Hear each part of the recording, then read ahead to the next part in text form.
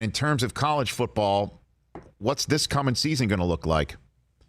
Our friend Brett McMurphy from Stadium, the Stadium College Football Insider, put out a piece today, wrote a piece based on a poll that he conducted of football bowl subdivision FBS athletic directors. And he joins us right here on the Rich Eisen Show to help reveal some of the results. How are you, Brett? Hey, good afternoon, Rich. I hope everybody in your world happy, healthy. Yes, I actually live, getting off track a little bit, I actually live 5 minutes from Big Cat Rescue, but everything's good here in Tampa. Okay, glad to hear that. Wow. Okay. You're a King fan. There you go. Okay. We're locked in. There you go. So you locked in on that front. Very good. I got to get on that at some point. At some point. All right. Sure, Yeah. It's just. All right. So long story short, Brett, what did you determine with your poll? From your poll, your conversations? Basically, I reached out to all 130 athletic directors, in which 112 responded, and I basically said, how optimistic are you that a season would be played this year? And this was over the past week, so I'm sure their results have changed probably. I don't think so much for the better, probably for the worse. But basically, about a fifth of the ADs think that there's a very real possibility we may not have a football season this year. And it was an anonymous survey. I told them I would, not reveal any of their names. I, obviously could quote them and those sort of things.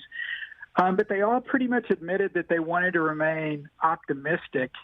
And so I think if I wasn't doing a poll that would be released publicly, I think their outlook would be a lot grimmer than what they gave me. And what the thoughts that they had if there is no football season varied from we'll be out of business, it will be devastating. One AD just said simply, we will be blanked. They said that without the millions of dollars of revenue from the football programs and everything involved with the football programs, you could see the Olympic non-revenue sports being cut or even eliminated. So what does that all mean? Everybody's waiting for the all-clear signal, whatever that is, whenever that is, so they can move forward. The problem is they don't know when that'll happen. For instance, Duke has already canceled its on-campus summer session.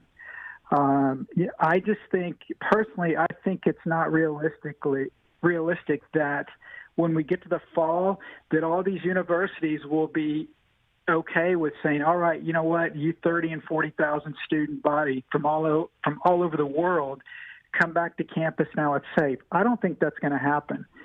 And so if that doesn't happen, then do you move the football season back? Do you play conference-only games?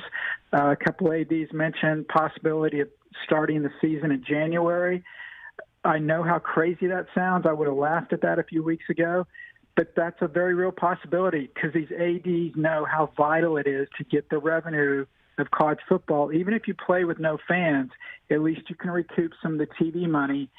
The biggest issue, though, is the uncertainty of when they get the all clear and can move forward. Is that going to be next week? Is that going to be 2 months from now? Is that going to be January?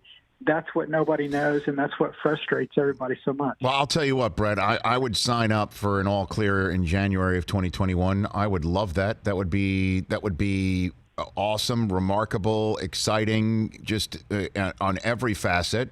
Let's game that out, okay? Let's say that does happen, and I'm knocking on wood that something like that is feasible.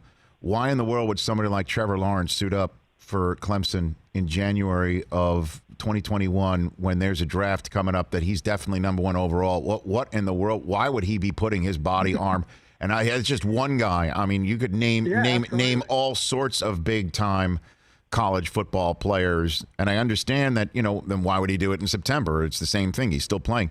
Except for the fact that there's a draft right around the corner. Whereas if he hurts himself in the middle of October, he's still a draftable player that we all know about. That happens in March. My gosh, I can't imagine how that could be possible, Brett.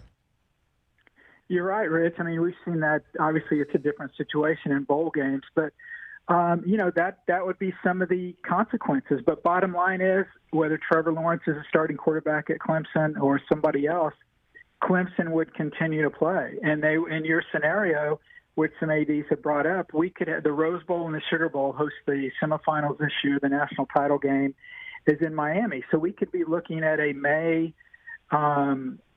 Rose Bowl for the college football semifinals. In your scenario that we don't get started till January, again, how many players may sit out because of what you brought up? I'm sure there could be a number, but I'm guarantee you there will be enough to continue playing. And again, if the ADs can get a college football season in some way, whether it's in front of empty stands, whether it's conference only, whether it's starting in January, somehow, some way, they've got to do it. And look, there's not an athletic director on this face of the earth or conference commissioner that in their wildest dreams has ever sat there and said, you know what, we may not have a college football season in 2020, so I need to set aside this much money. People don't work that way. Obviously, college athletics doesn't, because you would never think we may not have a season.